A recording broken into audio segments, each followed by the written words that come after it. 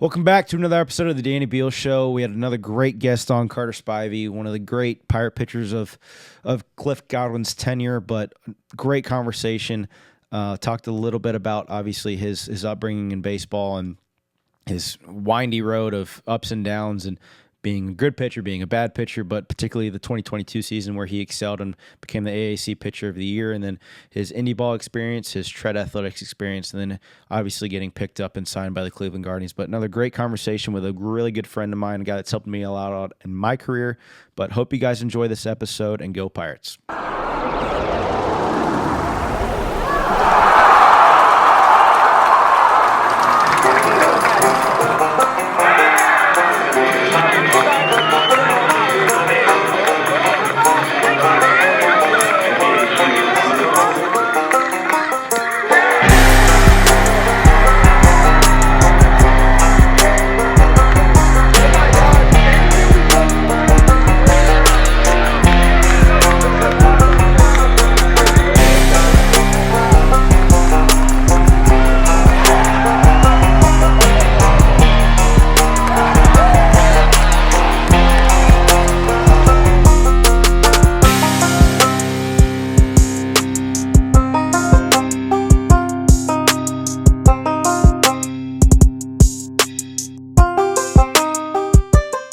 All right, welcome back to another episode of the Danny Beal Show. Just had a long conversation with Austin Knight.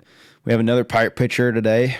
One of the greats in the last few years for sure. One of the, honestly, single greatest seasons you could probably put together in 2022 with Carter Spivey. But we have the 2022 AAC Pitcher of the Year, third-team All-American in the same year, cutter enthusiast, current Cleveland Guardians pitcher, Carter Spivey. Thanks for coming on the show.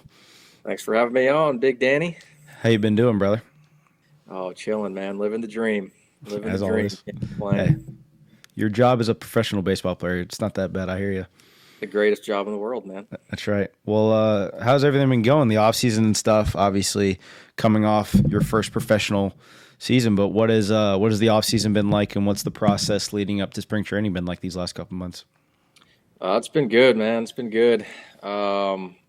Spent the first couple months in Greenville, working out there, spending some time with my girlfriend, seeing old friends, old teammates, and being around the new baseball team, which is always exciting. It's always a good time in Greenville. Always love being down there. And then for the past 2 months or so, I've been at Tread Athletics in Charlotte. Hell yeah, baby! Throwing bullpens, all that stuff, all that good stuff. Just trying to get better, find ways to improve, and come into spring training like a new man, new pitcher, and hopefully make a good impression, open some eyes. Yeah, it's for sure, and we'll get into Tread more in depth later, but I mean, on the surface, people hear about it, see all the stuff that they put out on social media, and I've talked about it a bunch just because I'm using, the same guy that you use, Coach Jason Foster, and we'll talk about him later as well. But what has been the last couple of weeks like leading up? Because you are this weekend heading down to Arizona. So what has been the last couple of weeks leading up like, and especially as you get into Arizona, what is the process leading up to the season for those couple of weeks? So I want to say started throwing bullpens right after New Year's. So I've thrown like 5 or 6 bullpens up to this point. And, it's working on some pitch design stuff, kind of getting all my pitches where we want them to be. Obviously the, velo's been pretty good. Body's feeling good. Arms feeling good. All that stuff moving well on the mound. But then, like you said, flying out to Arizona on Sunday, and we'll be throwing a couple pens out there, and then getting into live ABs the following week. Let's go. And then getting ready for spring training game. So looking forward to it, getting to the little bit warmer weather, getting out of this cold weather. I can't stand it. Yeah, no doubt. Especially you're back home in Virginia, and it's chilly. I mean, it's winter. It's winter for a reason. It's not warm. You're right. Yeah, and there's snow on the ground, and that's just depressing to me. I can't. Yeah, well, need some sunshine. Need some warm weather. It's almost baseball season. Yeah, it's exactly right. Well, we're all obviously very pumped for you and look forward to seeing you pitch these next few months and into the rest of the season. But you are in Virginia, and you grew up in Virginia. So why don't we talk about background a little bit? Obviously, long time here at East Carolina, but from Virginia, recruited by East Carolina among some other schools as well. So I guess tell us a little bit about growing up and obviously getting to the point where you were obviously in a point where you could play collegiate baseball. But what was growing up like? Obviously into high school and then beyond. Yeah, been born and raised in Northern Virginia. Been here for my entire life. Started playing baseball when I was like 3 or 4 years old. Was drawn to it early. Always been kind of obsessed with it. But then going into like high school and stuff, like I was kind of a late bloomer in terms of like velo and all that stuff. Like I didn't really start throwing hard until the summer going into my senior year of high school. And I was at a perfect game tournament. And ECU pitching coach back then, Dan Roselle, was there, saw me pitch, and started a relationship with him, and eventually talked to Coach Godwin and went on a visit, and knew from the second that I stepped on campus that this is where I wanted to be. Just felt like home, felt like a place that I could develop and keep getting better, and ultimately fulfill my dreams of playing professional baseball. And I wouldn't change a second of it for anything. I had a blast, made so many lifetime friends. Obviously met my girlfriend there, but more importantly, just building relationships that'll hopefully last, the rest of my life. So very blessed, very fortunate that I was able to play baseball at East Carolina University. And that's interesting that you say that, because I feel like most guys that I've even talked to that haven't been on the show, it's the recruiting's always started with Coach Palumbo, just because he's so avid at it and he's always wanting to do it and always calling you, asking how your family is, the classic recruiting line. But that's interesting that it started with Coach Roselle. How fast did that start? Did you always know you were coming to East Carolina? Was it always, hey, Coach Roselle, let me come on a visit and I'll commit tomorrow? Like, was it super quick, or did you take your time with it? Well, honestly, before Coach Roselle reached out to me, I didn't know anything about East Carolina. So kind of like, first started talking to him. I had to do some research and, learned a little bit, and it was a pretty quick process. Probably, I don't know, a few weeks between when I, pitched in front of Coach Roselle to when I came on the visit, and then really committed. But like going into it, I didn't know very much about it, and it was one of those things. I stepped on campus, got to talk to Coach Roselle and Coach Godwin face to face, and take a tour of the campus, the facilities, all that stuff, and just kind of knew as soon as I stepped on campus that this is where I wanted to be. So it's pretty simple, I guess. But yeah, and we've talked to Norby about it, and obviously I grew up a Sailor and knew Ryder pretty well when I got here. What was that class? Is pretty special. Your freshman class, sure. The freshman of fall of 18, spring of 19. Like, just all you guys have done so much special things here, so many special moments as well. What did you get to know them before you got on campus, or was it just right away? It's like moving into freshman dorms. It's like, nice to meet you. Yeah. So when I committed, I think it was like a Saturday or Friday or something like that. And, that night I got added into like the player group chat or whatever. Oh, yeah. Introduced myself obviously, and kind of got to know him a little bit through that. And, then that's so funny.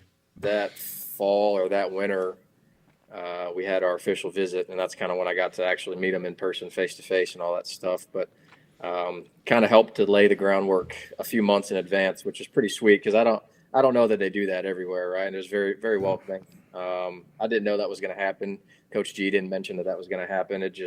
I got added into it, and I think it was Franny that actually added me into it, and he was the first one to reach out to me. So it's pretty cool. I feel like every class has one of those. I know I got added into it, but even the classes like after us, each individual class had one where they started it, and as people, whether we knew them or not, we would add them to it, and was a way, like you said, to kind of get to know each other and everybody before Well, we I think actually some got of on that probably campus. started too, because a lot of them played together on the dirt bags. Yep. Probably how that kind of started. Yeah. They're obviously all playing together and probably have a little group chat, whatever. The Greenville Dirtbags, yeah. And then, a couple other guys, outsiders in terms of like summer ball teams, Yeah. obviously committed and just kind of got made into a little thing, but it was pretty cool. Yeah, it makes sense, and that's the easiest way to do it. Is hey, when you're in high school, get to know these guys, if they're in town or states away or across the country. But Absolutely. you get to campus in the summer of 18, technically, I guess. Gosh, it's crazy. Yeah, a long time ago. Yeah, no, we're getting old. But you get on campus, and it's a fast train. It is get on the train or get under it, because the way, especially Coach Godwin was and the staff was back then, it was hardcore, like we're here to win. But I was coming off the first hosted regional, so it was one of those things where let's build on it. And it's, as the older players very well know, it's pretty tough to play for Coach Godwin. And what was the spring, or not the spring, but the summer and the fall, like getting acclimated to the culture right away, and then obviously in the spring where you guys had a great season. So yeah, it was definitely a wake up call. I remember our first summer school workout. Coach G wasn't there. He was coaching Team USA with Packard and Jake Agnos. So it was just, I think there was 12 of us, maybe 9 incoming freshmen and 3 transfers. And then BG, the old strength coach at the time. And we're out there on the turf fields, and like we I don't even think we worked out that day. Like we were stuck doing like our warm up stuff. Pirate Jacks, baby. Out how to stretch the right way. Pirate Jacks. And it's the summer in Greenville on a turf field. It was probably 110 degrees, and I was like, "Ooh, boy! All right, welcome to it." So this is how it's going to be, huh? But, that's exactly right. But I mean, it ended up being, once you kind of get the hang of it, it really turned into quite an enjoyable experience, kind of like a shared experience with your best friends. You're going through it together, kind of thing. But then going into the fall, like I felt prepared. Didn't feel like I was struggling, and academically or athletically or anything. Felt comfortable, and was having a lot of fun. So maybe that's different for a lot of freshmen, but for me, it really wasn't too much of an adjustment until the spring came, and that's a whole different animal. But yeah, I guess for sure. Probably touch on that later. You get into the spring. Fall summer wasn't bad. You get into the spring after the fall, and it's like, yes, you're excited to play games, because after all of the work of the last, what feels like 8 months, it's like, all right, finally we actually get to play baseball. Enough of the BS of the other stuff. And then you get there, and it's like, whoa, so this is college baseball. And I feel like everybody has had that moment. Like, I remember for me personally, it was, I came in against Rhode Island. I got a ground ball out, and I'm like pumping my fist, celebrating. It's like the third inning. It's like a 2-1 game, and I get back in the dugout, and everybody's like, relax. Like, dude, you don't need to celebrate a ground at the second base. And it's everybody has that moment where it's like, all right, like get your first outing, get it in, and then kind of just ride the wave of, all right, relax, take the opportunities when you get them, and do what you can with them. And I feel like as a freshman in such a crazy season that you guys had, that's what you had to do. Yeah, I remember my first outing I would say, I mean, I remember it to some degree. It kind of, I guess, erased part of that from my mind. But I remember the feeling of it. My heart was beating a million miles an hour. I was spinning. Didn't feel like I could breathe on the mound. It was a little overwhelming. Mentally just kind of all over the place. And sure. I got through it. It wasn't pretty, but I got through it. And I think the hardest part for me was separating each outing. Like obviously in high school, you didn't really have to ever do that. But in college, you start facing a little adversity, and did not know how to separate each outing into its own thing, and kind of carried them from one to the next and snowballed. But, learned from it, and now here we are. And even freshman year for any player, unless you're the JCs or the Josh Moylan's of the world, it's daunting at times, because even with the slim chances of opportunities you do get, if you don't well, we used to call it you get put in timeout, where it's like you don't really get another chance for a really long time. And then when you finally get that due chance, you put even more pressure on yourself to do well, so you do get another chance. And it's an ever evolving thing of, all right, next time I'm going to do it. And then you don't, it's like, well, now I want to quit baseball. And it's just like, it's so like heavy on yourself, but you get through it, and the good ones do. And you were certainly one of those aspects. But you get through that season. Obviously, it's a tremendous season. You guys host a regional, come back from Quinnipiac, which you got to obviously be a part of, and then you move on, play Louisville, which was just a juice team with major league players all over the field. And one of those times you just run into a buzzsaw, and you go into that summer obviously looking forward to coming back in the fall and being a big part of the next season, and then COVID happens. So it's like, what the heck? Obviously, I would have liked this to have gone, in a different direction. But what was obviously that season like? I think you only had 5 or so appearances, but you guys had a great start. I think you were 13 games, the 1 out of 17 that you played. 13 and 4, yeah. Yeah, and I guess the question is, what was that process like? Looking forward to that season was obviously huge. It was Barley's draft year. You guys had Gavin. It was a good roster, and then COVID happened. So what was that short season like? What was the process leading up to it? And then when COVID happens, what was the team like? What were you like? Yeah, I mean, there's definitely going into that year some excitement. We had a new pitching coach, Coach Dietz. Your first collegiate pitching coach. Mm-hmm. Obviously love Dietz, great coach. The best. And we had a lot of talent. I don't think in the moment I kind of appreciated how much talent we had on that team, but looking back on it, I mean, you had three big leaguers now. And I think was that Zach's freshman year too? Yeah, that was Zach's. Yeah, Zach's freshman. Yeah, I mean, just a whole lot of talent and on that bulk, and a lot of experience too from the year before. A lot of guys coming back from hosting a regional, playing in a super, and world shuts down and all kind of confused. But I think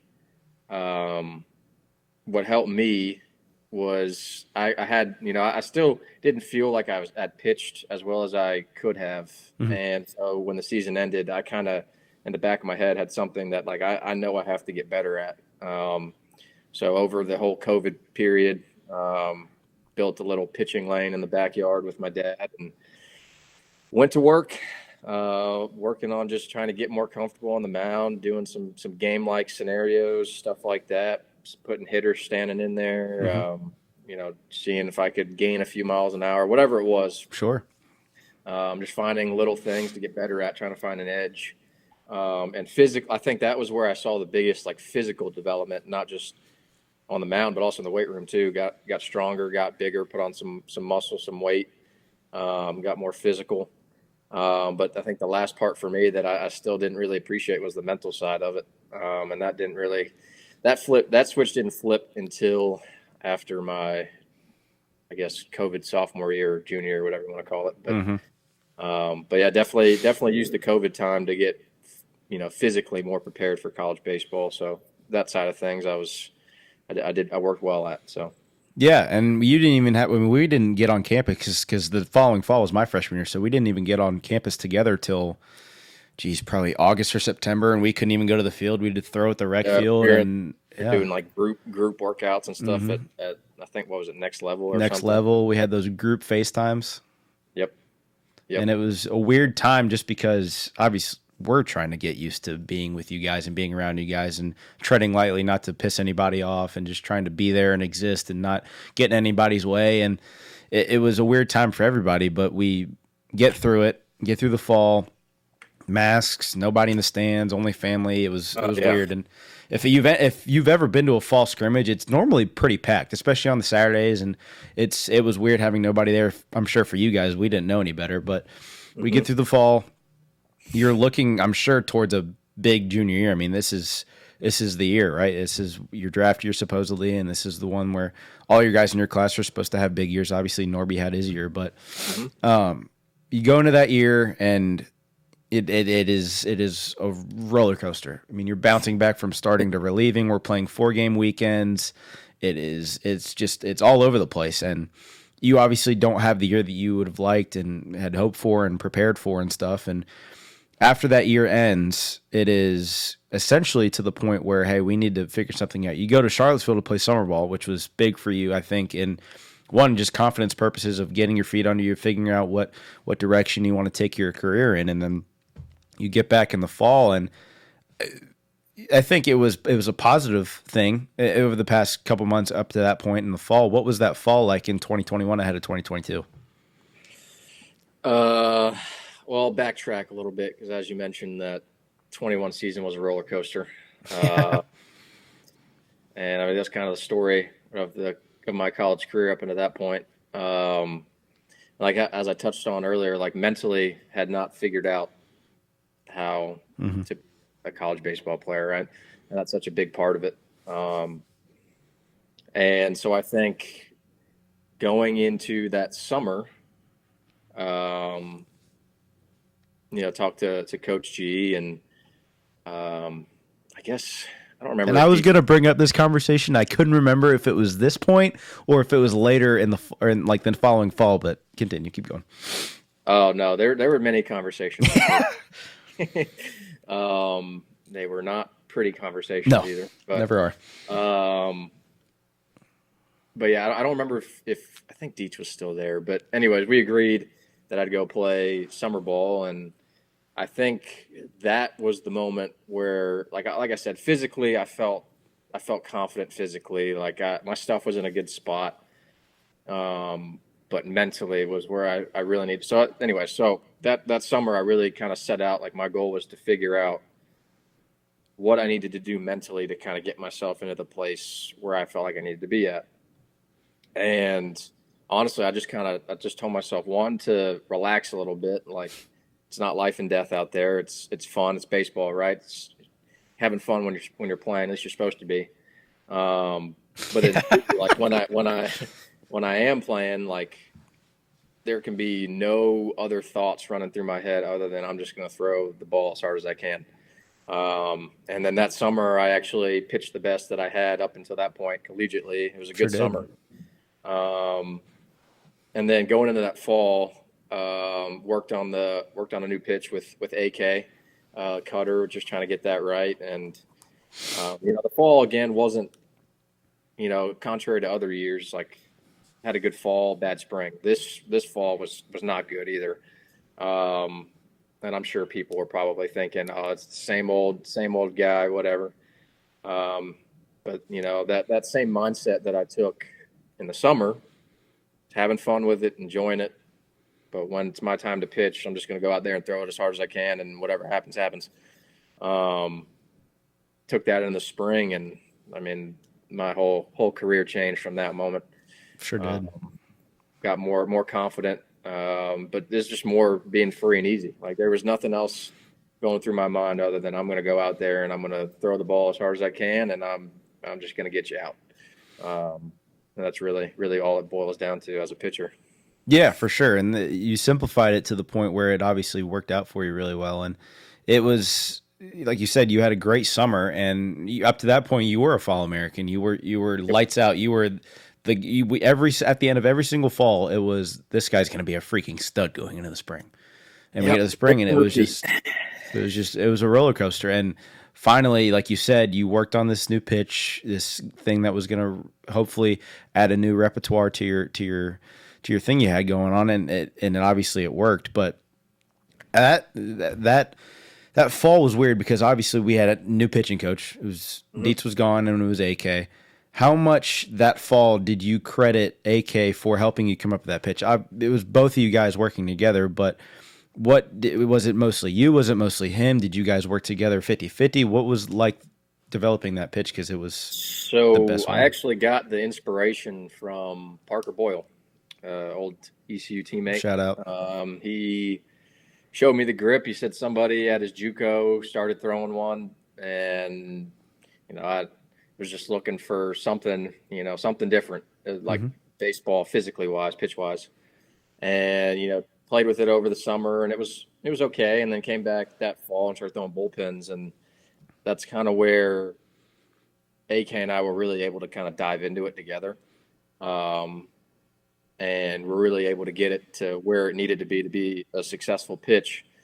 And then we also did some delivery stuff too, kind of simplifying some things, not as much moving parts with the wind up and everything. But yeah, it was definitely a team effort in that respect. But yeah, Parker gave me the idea, played around with it, and then That's AK crazy.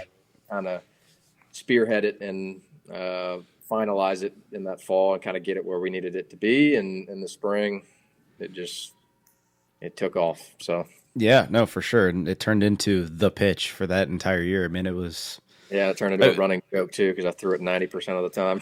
well, we had AK on last episode, and I tried to make a joke, and I don't know if you picked up on it, but back then, so the last couple of years we've had watches where he'll put in a code and we'll look at it. Mm-hmm. But back then, that was the only year we've ever done it. We had a walkie-talkie, and Ben J-Dub caught some, but Ben was predominantly the catcher that year. And so he'd have an earpiece in, and AK would have a walkie-talkie, and it would transmit to the catcher, and we'd put down signs. And we have a pitch chart and execution chart. We always sit next to the pitching coach to see what's called, and we'll write it down, and we'll see if you do your job or not. But we would always make fun of AK because it was the easiest job on the planet when you were in, because he would just go cutter, cutter, cutter, cutter every time. It's funny because I talked to Ben about it. And he said there were times during games like he would just stop listening to AK because he knew exactly.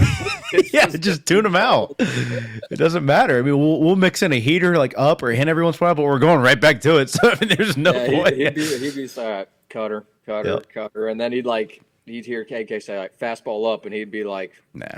he'd like look at him, give him like a funny look, and he'd be like, say that again. Did you mean to say that? Okay. It was so funny, but Yeah, no, it was funny. That's where the nickname Cutter Spivey came from. that's right. Cutter Spivey, baby. I was also I guess you'd call me a groundbreaker too, because now every pitcher in ECU baseball history throws a cutter. If you really want to talk about it, every pitcher that has ever thrown a cutter here, credit Parker Boyle. Yeah, that's right. That's right. Hey, shout out Parker Boyle, one of the greatest pitchers in East Carolina history. Shout out. What's up, guys? Hope you guys are enjoying the episode with Carter Spivey. But this episode is brought to you by our friends over at Tiebreakers.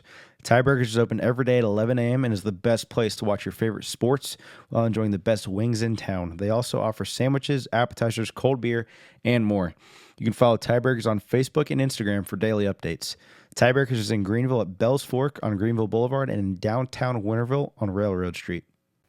But especially going into that year, I mean, you had the conversation with Coach Godwin where you're going to bet on yourself. Like it's if you don't pitch well, you probably won't have a spot. And there's been so many guys that have experienced that, myself included, where hey, it's rubber meets the road, dude. If you don't pitch well, you're not going to have a spot, and it's emotional. It takes a toll on you, baseball and mentally, but. Going into that year, how important, because you had a pretty good preseason, and that's why you were showed off so predominantly early. How important was it for you, especially, to pitch well that early in the season? Because you got to start at Campbell where you pitched well, and I remember a lot of us before the game were like, oh boy, how's this going to go? And then you pitched great. And then you come out against Carolina, you pitched great. That was kind of your coming out party, which is what I was going to mention here in a second. But how important was it for you to get your confidence going early that season and pitch well in the early months? Obviously very important, just confidence wise, be like, hey, like I can do this. But I think, like I said, I kind of switched my mindset on how I looked at it and how I went about it, to where even if I didn't pitch well, like I would still just have fun. You know, that's just kind of the way I started to look at it was I'm just gonna have fun with it. You know, ever since then, that's kind of the way I've gone about it. It's like every day I get to play baseball is a blessing. And I wouldn't trade it for the world. And if I'm not having fun with it, then there's something wrong. So that's pretty much, like I said, like it was great to get some confidence there early and kind of get the ball rolling. But even if I didn't, it would have been fine. I would have just had fun. That's it. Yeah, and that is something that is hard to grasp sometimes because people are so result oriented. But if you can simplify it to just, dude, have a good time doing it. No matter what happens out there, it is half the battle for sure. And like you're not guaranteed another game, another day, whatever. Like, just change your perspective and just have fun with what you're doing. Find a way to make it fun, make it enjoyable, whether that's internally or externally. Find a way to make it fun for you, and promise you it'll make it easier because then the pressure and the stress it eases. So that's kind of my testimony right there. Just have fun with whatever you're doing, man. You're not guaranteed to have another day. And you've mentioned that quite a few times already, like the process of changing your mentality, and it's easy, significantly easier said than done because I feel like every guy that has ever had success here, more often than not, it did not start out, sunshines and rainbows. But for you personally, what did you do to change your mindset? I mean, because there's no way it just came right away. It's like, all right, I'll just think this way. Like, it's certainly a process about it that you went about. So what was the idea behind it? What did you do? Did you listen to like podcasts? Did you read books? Like, what was it about that you thought that this was going to be the make or break change that you were going to turn around your career with? I mean, it's hard to say there was like one inspiration behind it. I think it just got to the point where nothing to lose, honestly. I had to do it. Yeah. Like if I wanted to keep playing baseball, which I obviously did, like something had to change mentally. Because physically I was there, but mentally I wasn't. For sure. And it's just, I'm sure. I mean, there was probably tons of conversations with my parents, but just finding a way to have fun with whatever you're doing just makes it so much easier to go about things when you're having fun doing it. It might not be like the most fun thing in the world to do, but if you can find a way to make it fun, it makes it easier.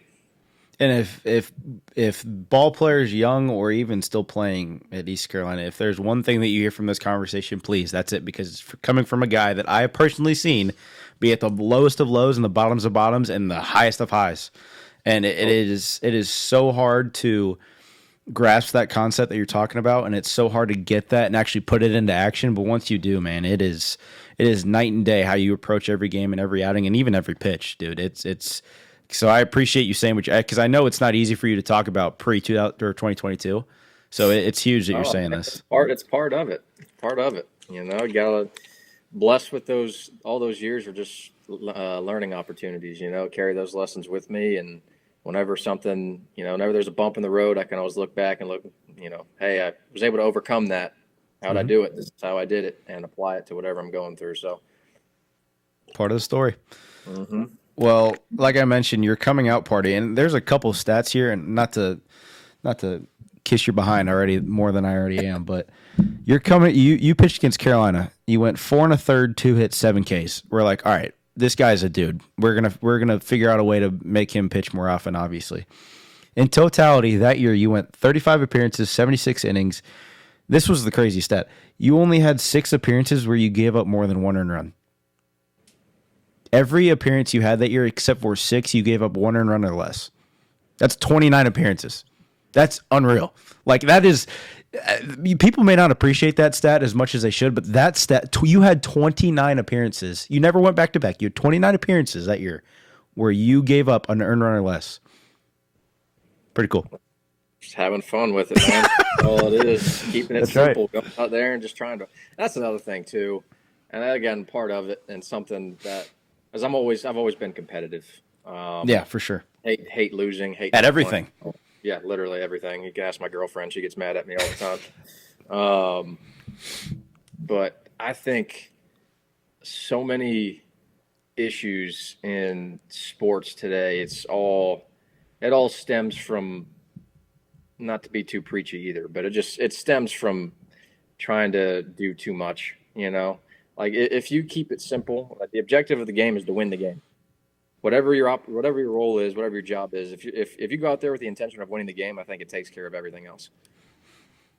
And it's so funny that my goal that year was whatever they needed me to do, as long as we won the game, as long as I did my job and helped the team win the game, that's all I cared about. I still care about. That's all it is. And gosh, it's so crazy that you say that, because we were, like I said, we had, again, a lot of the stuff you're saying relates to the stuff we talked to AK about, which was an hour, 45 minutes of just great stuff, talking about his career and him obviously being one of the best pitching coaches in the country. But so what? I was his first All-American. It's true. It is his first. I always remind him of that.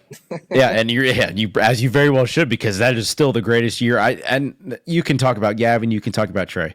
That is the most fun I've ever had seeing someone pitch. Well, and I'm biased because it was a reliever, because I mean, you saw Cameron Bridgie when we were younger, and I saw Cameron Bridgie, and then I saw you and Sailor, and it's just my point of bringing this up is we were talking about how for a brief second we were talking about how the Sailors, the you, and the me, we had so many appearances in a year. I mean, it seemed like we pitch every weekend, but one thing that I mentioned, and I don't think you and I have ever even talked about this, was we just wanted, like, we didn't care if we pitched well. We didn't care we just wanted to win. And if that meant us going out every single day to pitch, if that's what you guys thought was the best option, we'll do it. We just wanted to win. And it's so funny that you say that because it relates back to what we were talking about. Yep. It's all it boils down to is winning. That's ECU baseball too. It doesn't matter how you do it. Just win. Ugly or pretty, it doesn't matter. We'll bunt 900 times if that scores. If it scores runs, yeah, exactly. We don't have the luxury of losing pretty or whatever. Doesn't matter. No. Just the way it works for ECU baseball. You just got to win. Doesn't matter how. That's right. Well, there's I guess this could be a two-parter. What was the game, if there is one that you could think of, that you realized were like, all right, I'm kind of like I'm feeling it this year. Like I'm on a roll. Like I got this. Definitely, I mean, it had to be UNC. Had to be. That was so early, though. If you can realize you're getting on a roll that early, that's how you know you're gonna have a good year. Part of it, I mean, obviously, that was the best outing I'd ever had in college up to that point, and a big moment too. And big, yeah. I mean, we needed because we did not start off the year very very strong. Sure didn't. And being able to, and I mean, like I said, I was probably one of the last guys to pitch too up in, like that week. It was Sunday. Mm-hmm. It was a night game too because I think it was rain or something. Yep. We were playing Sunday night. Yep, Jake started that game. I remember that. Yep, and he got hit with a comebacker, and I had to come in like the third inning or whatever it was. Mm-hmm. And just kind of one of those things where I think that's the miracle quote, like great moments are born from great opportunities. That's what it is, or that's what it was. And I went out there and felt the emotion of it and the adrenaline, and got made fun of for screaming my way off the mound a couple times. Yeah, but there's just some emotion behind it, man. Yeah, because you cared. Yeah, it felt good. But yeah, I definitely say UNC that Sunday game was probably where I kind of realized that I had it going pretty good. There were a couple I mean, it wasn't so much me because you were pitching well, I didn't care, but there were a couple times where people were like, all right, dude, like, calm down, like, relax. But as the season went on, you kept pitching well. We didn't care. We're like, hey, you can scream all you want if you keep pitching the way that you are. Man, I told you, just having fun, feeling the emotion of it. And again, like I said, the pressure of ECU baseball, every game matters, and kind of felt that whenever I came in the game and got out of a jam or had to whatever it was, just kind of felt it like every game matters, every moment matters, every pitch matters, every out, inning, at bat, doesn't matter, it matters. So I kind of felt that, like the gravity of the situation. So it was fun.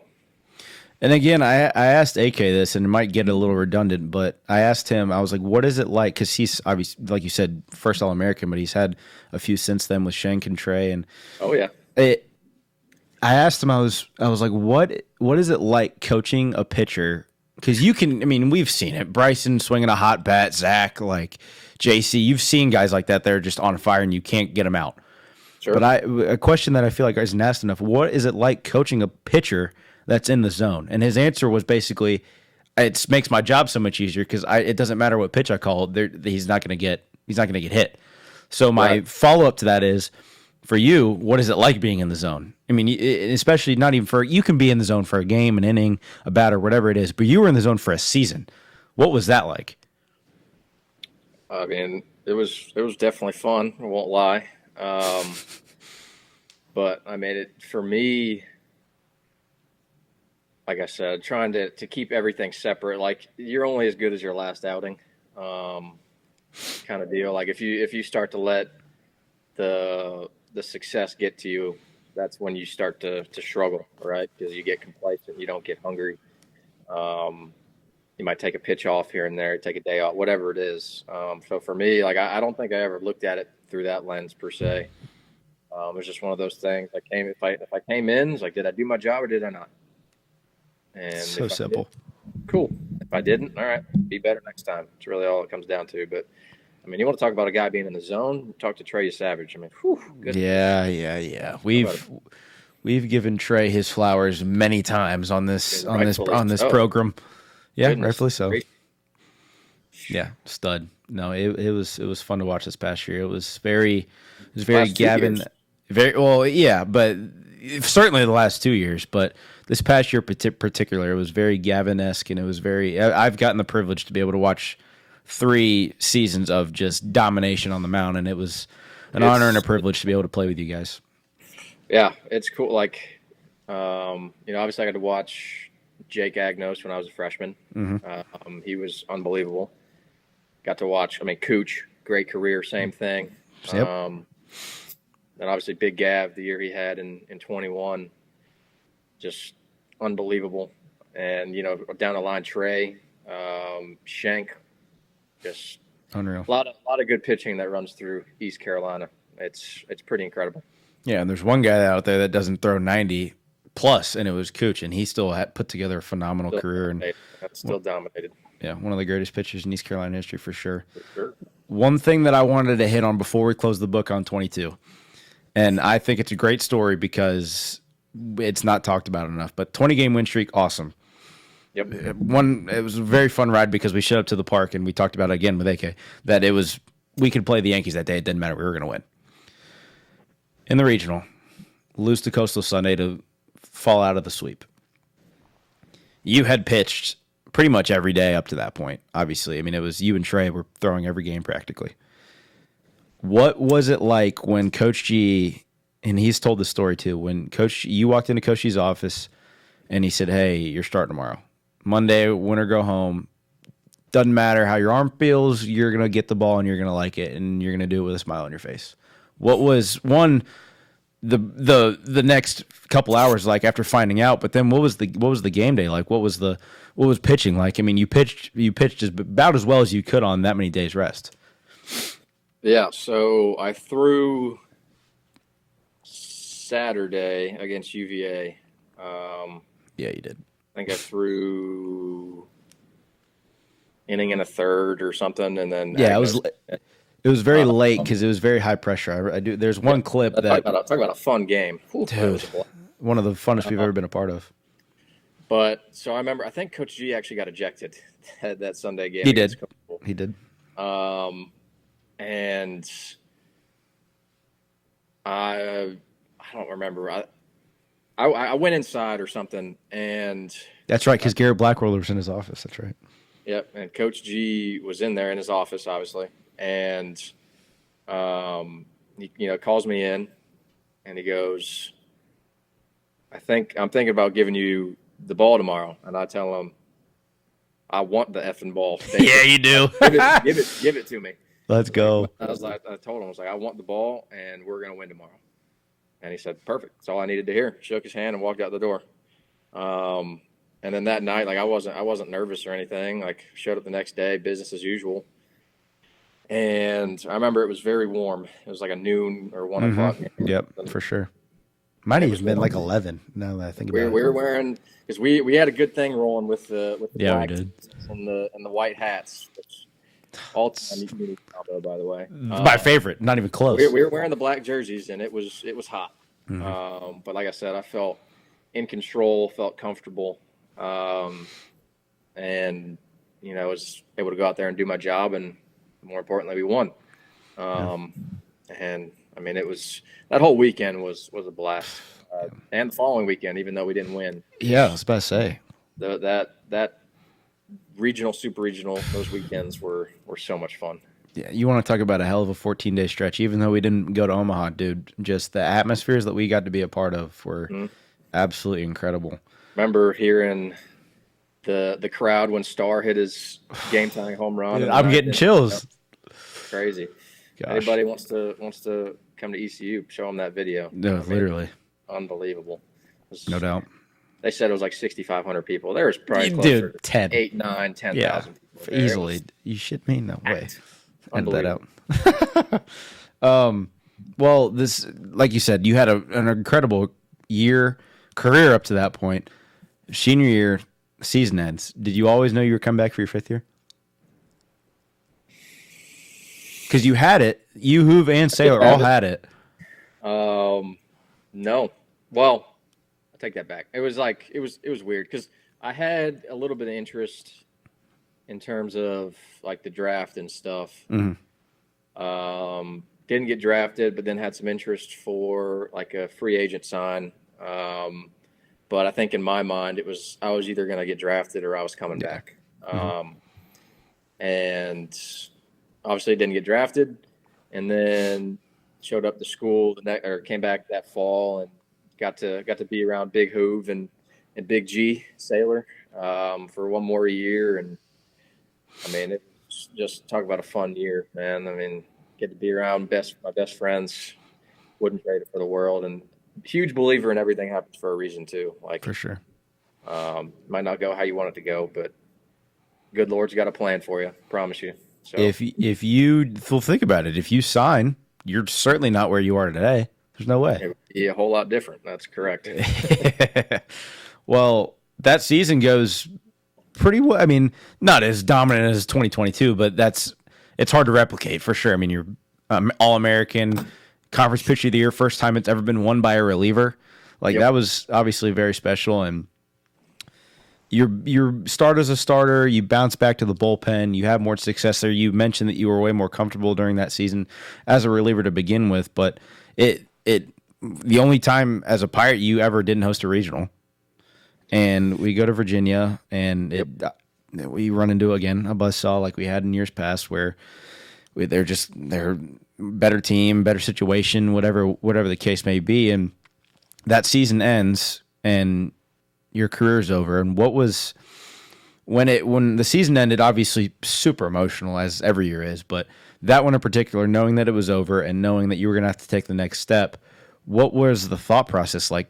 Super emotional, but knowing that you had a chance to play at the next level professionally, what were the thoughts of? Am I going to get drafted? Am I going to get signed? Or was it always just, I need to take a couple weeks off to kind of get my mind wrapped around this?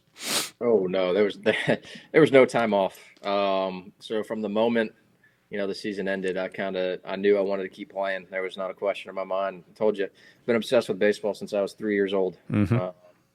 Eat, sleep, breathe it. Doesn't like that's just who I am. So I knew I wanted to keep playing. Um, and obviously there was some time between the end of the season and the draft and all that stuff. So that's when I first went to Tread for the first time, and got to work with Jason in person, The goat. and had a great experience. Loved it.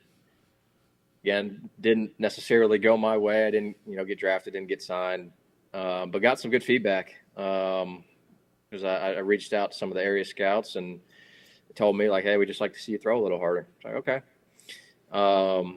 So I felt like I was in a good spot with baseball and everything. So I went and played, indie ball for 7 weeks, I think it was, Yeah. out in Florence, Kentucky, and pitched well. Had a blast doing that. Got to play with Big Hoove and Ben Terwilliger. Benny T, baby. Yes, sir. So got to meet some new people. Be around a different kind of style of baseball, I guess. Like obviously it's Yeah. pro ball, but it's just it's an adjustment from college ball to pro ball. It's different. And I pitched well, and that off season went back to Tread and started throwing a little harder, and then got signed. So yeah, there was no doubt in my mind I wanted to keep playing. Yeah, for sure. And it worked out incredibly in your favor. And I can talk about it when people ask me because I'm actually in it now. And I was in the Oh yeah, situation that you were in a year ago with trying to get signed, trying to put tape out there, still working with great people at Tread. But what was you get done playing with Florence? And the goal is obvious is 100% I'm going to go play it, or I'm going to go play affiliated ball. What were the few months after the season that ended leading up to what we call pro day of where you throw in front of all these scouts? What was the process like specifically? Because I've talked about it, but it's different for everybody, and I'm sure people are curious to hear your kind of situation with it. But what was the process like leading up to Christmas into January into pro day, which you didn't even get to? right. It was pretty similar to this off season, honestly. Obviously different goals, but so it started to stay. I was in Greenville again for the first 2 months or so, and um, was living in Sailor's living room. He let me crash on his air mattress, which Shout out. is huge. Shout out Sailor, appreciate that. um, and got stronger, all that stuff.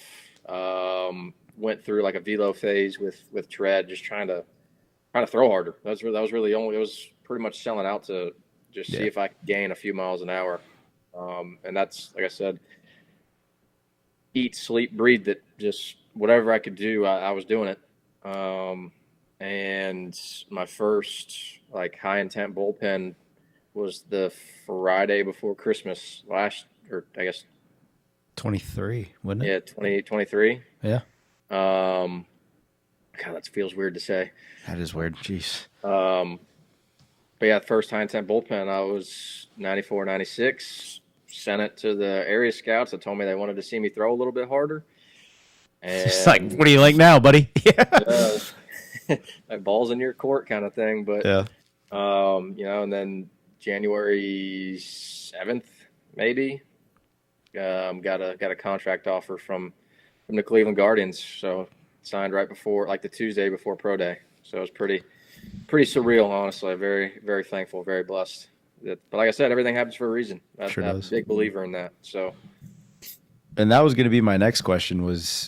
I remember when we found out, we were in the pitching indoor doing our normal like pre-throw circuit, and AK was like, he came up to the guys that were there and played with you last year specifically because he was so pumped. Obviously, we were like, dude, Spivey just got signed, and I was like, what? Like jumping out of like freaking out. Obviously, super pumped for you, but for you personally, getting that call, I know how much JoJo, your girlfriend, your parents are awesome and super involved in your career, and we're super involved in your career at ECU too. But obviously, post being so far into your corner, what was getting that call like, and what was it like celebrating with them? I mean, I'm pretty sure it's actually funny. I was getting groceries or something from Harris Teeter. I'd just gotten back from, I think I just came home from Tread or something. I was at the grocery store. I get a call, and I just kind of ignored it. Like, I was like, I was kind of busy. Obviously, I'm in the grocery store. I was like, whatever. Like, I'll call them back, whatever. Yeah. And then they called me again, like immediately. I was like, this must be important. Okay. I was like, it must be important. Saying it, yeah. And it was my agent Barry. And he was like, hey, the Cleveland Guardians are offering you a contract for this year and invite to spring training and all that stuff. And I was like, oh, like I felt like probably just punched the cereal, right? It was like, oh, let's go. This spike of jar marinara sauce. Do like a little touchdown dance or something. But start sprinting up and down the aisles in Harris Teeter.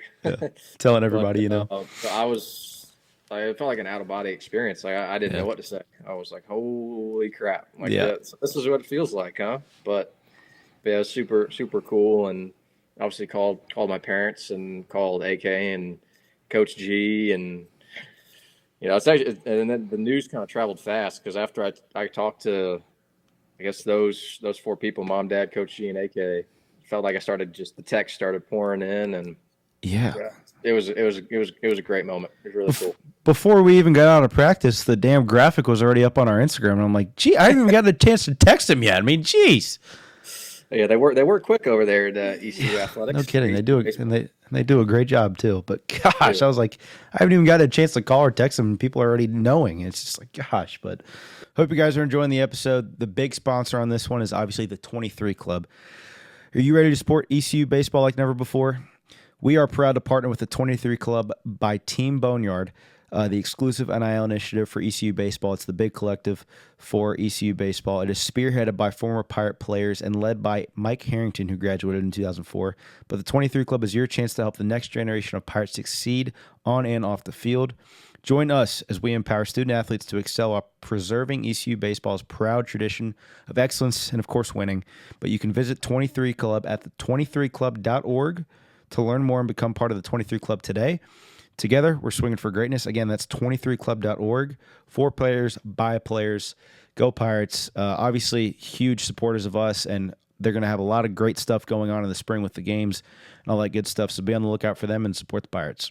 Yeah. Super cool moment for you, and getting to pitch with a great team because you guys won your league this year. And your first year, I mean, you had 8-1, 3.32 in your first season ERA, and it was a super good experience. And handling your first season in pro ball is not for the faint of heart, with just getting acclimated to the rest, getting acclimated as a starter for sure, and being able to pitch throughout those first few months is, I'm sure, hard to navigate, but you did it and you pitched well. And even, redeveloping your repertoire and getting back into in-house with Tread was a ride, but it was a great first year for you for sure.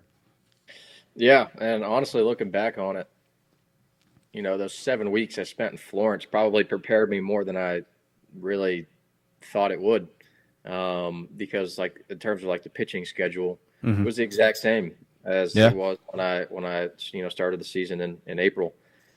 So from that aspect, I felt prepared, and like I kind of knew what to expect. And obviously, it was a new challenge, building relationships with new teammates, new coaches, all that stuff. But it was so much fun. I had a blast. Got to see Big Gav a bunch, which was kind of nice. It kind of took me under his wing. Familiar face. Yep, definitely. Took me out to lunch a few times, which, Gav, if you ever watch this, I got the next lunch. He spent enough money on me, but I appreciate it, man. Hey, he's got the money, so he can spend it on you. Yeah, I guess so. He's got like 6 lunches on me or whatever. Like I got to get one of them or something. Got to catch up eventually. Make up for it, but yeah, it was so much fun, dude. So much fun. I bet, and I'm curious to hear everybody's answer when I ask this, because I've asked Norby when he was on, I've asked Gavin, and I've asked other guys. I kind of asked Trey and Carter. They haven't really been in it, but what is the biggest difference for you personally between college and pro ball? And you've gotten to experience 2 different kinds of pro ball with indie ball and obviously professional baseball, but what's the biggest difference to you? I mean, I guess for me, there's 3. One, as a pitcher, you have complete ownership over what goes on the mound. Like, in college, like obviously AK calls the pitches and all that stuff, does all the scouting reports, all that stuff. Right. And pro ball, like that's on you basically. Like obviously the Guardians have like their analytic team and all that stuff. They'll give you some scouting reports and stuff, but it's up to you to kind of formulate a game plan. You go out there with the catcher and the pitching coach, and like it's completely on you. Like they don't tell you what to do. They don't give. I mean, you can ask for their opinions, but it's on you. So that was, which I think is kind of cool for you. I feel like that's 100%. Yeah.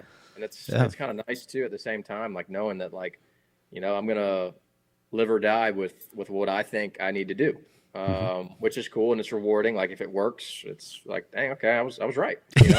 Yeah. So that's 1. 2, again, it's not necessarily as structured as college, I would say. Like it's more on you again.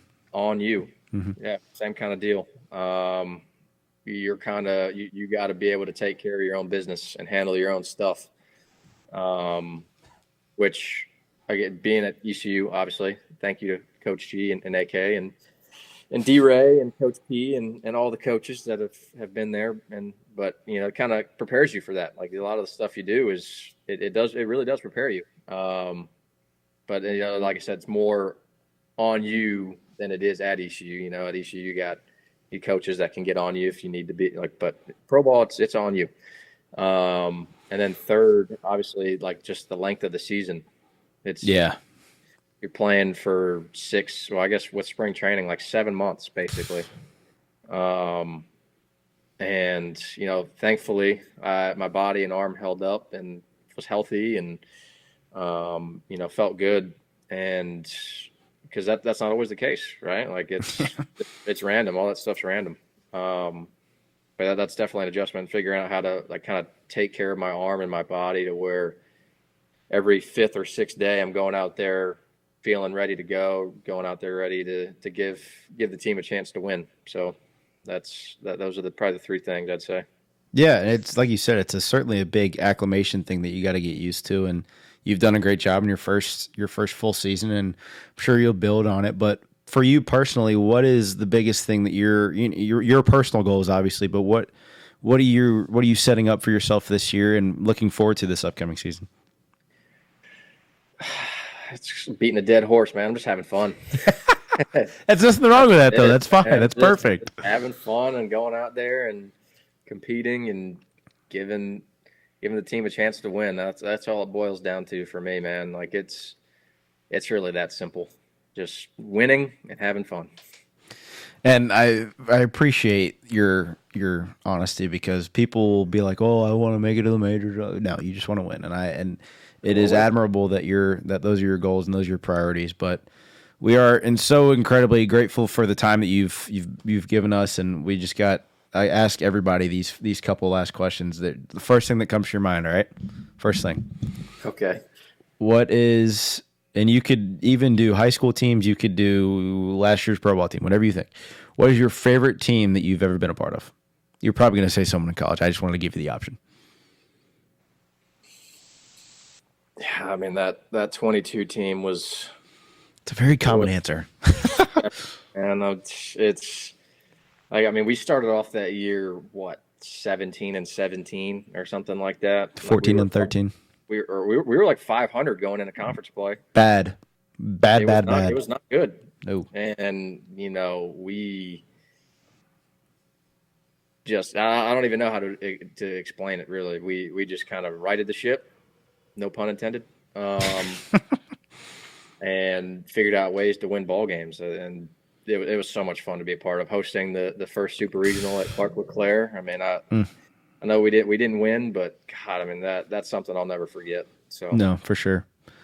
All right, next one. What is, or who is, I guess, a teammate or coach that you could not have done it without? And I'll give you a cop out. You could say two, because I have a feeling I know what you're going to say. But teammate or coach or players or teammates or coaches that you could not have been where you are today without them. Well, first and foremost, I mean, Coach G, top of the list. Like I said, after my third year there, I mean, I graduated, got my undergrad degree. He did not have to let me come back. He really didn't. I practically begged him to let me stay. Mm-hmm. But he let me stay, and rest is history. And I wouldn't. A lot of this probably would not have happened without that graciousness. Greatest decision he's ever made. I don't know. He's made a lot of good decisions. I mean, that's one of them. I'm not going to toot my own horn there. But, yeah, I'll take care of it. Don't worry. And then as for, I mean, every teammate I played with, I enjoyed. I can't pick out one. There's so many guys. Norby was my freshman roommate. Obviously, it's a similar story. His freshman year didn't really get to play, and the next year he's a dude, right? Unbelievable. Now he's a big leaguer. Like, talk about a huge 180 right there. Sailor, probably my best friend. Mm-hmm. Me and him got really, really close over the years. We pitchers who played 5 years at the same place. It's rare these days. No kidding. And living together, just being a good dude, good teammate, good friend. Big Hoove, best teammate I ever had. The best. Gavin, obviously, great baseball player. He's an even better dude, obviously, taking me up the swing. I could go down the list. I'm thankful for each and every one of them. Yeah, it's probably the best answer you could have given. The next one, and I have an answer and I have a rebuttal to your answer if it's not the right one. What is your favorite game that you've ever been a part of? You can do, if they're different, you can do personally and for the team, but what are the two? Most fun game I ever played at ECU was definitely the UVA game in 22. Yeah, I guess. Back and forth, close game, nail biter. Yeah. It was packed. Tensions were high. the emotion of it. I mean, it's unbelievable. Like, get chills talking about it. I mean, that's college baseball. That's ECU baseball. Figured out a way to win, and we did. And then, what was the other part of the question? It was, I guess, personally for you personally and the team. So I guess you can honestly say either one for that one. But I mean that was personally and for the team, just enjoying it. Just like not even as a baseball player, but as a fan. Like those are the kind of baseball games I love. I mean, I guess personally, I mean, obviously you could say UNC, but dude, you're leaving out one of the best games I've ever watched from you. Come on. What are you talking about? Tulane? Yep, sure am. Yep. That was fun. That was fun. Not a fun weekend because we lost 2 out of 3, but it was a fun game. But I don't even think about that because we didn't really play all that well. No, we sure didn't. But still, 7 1/3 or 7 2/3, whatever it was in relief. It was one of the coolest games because you were like dead after. Not to mention because it was 9,000 degrees in New Orleans, like the middle of May. Oh, yeah. But just the performance that you put on was just absolutely special. It was that is one of my favorite games I've ever seen you watch. Even though we, like you said, we played like crap, but that entire weekend just. Oof.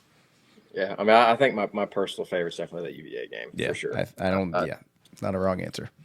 That's so fun. All right, 2 more. What's one piece of memorabilia that you show off? So someone comes into your room, someone comes to your house. You're like, I have to show you this, whether it's baseball or not. One thing. Don't really have any, honestly. I mean, I guess I got as like a Christmas gift a few years ago, and it's not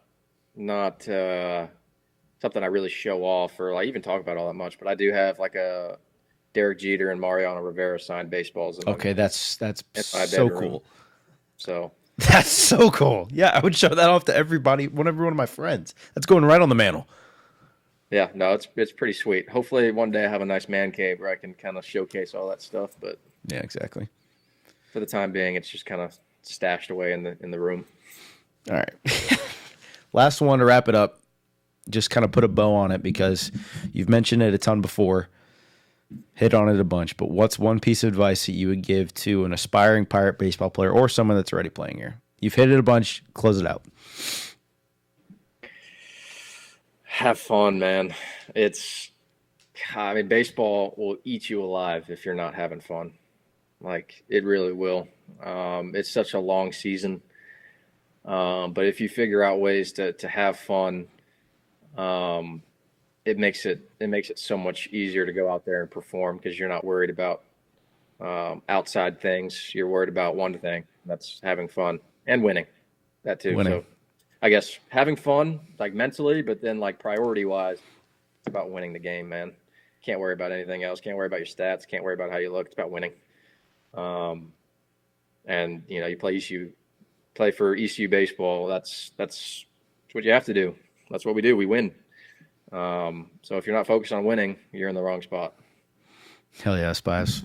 All right. Well, I appreciate the time. We went over a little bit of an hour, but dude, with everything that you've got going on, I appreciate you taking the time and being so gracious to come on and hang out with me for a little bit. But good luck this year. You're gonna do great. We're all gonna be following you. And yeah. Hopefully I'll get a chance to get a spot. But be on the lookout for you for the next few months. Obviously, spring training and then into the season, and we'll all be rooting for you. I appreciate that, Danny. Thanks for having me on, man. Yep. All right. Thanks, Spives. Yep. Take care. All right. Hope you guys enjoyed that episode of the Danny Beal Show. Carter Spivey. Be on the lookout for him here in this upcoming season, performing for the Cleveland Guardians. But great conversation with him. A lot of great nuggets for aspiring baseball players. But be on the lookout for this one. Hope you guys enjoyed, and go Pirates.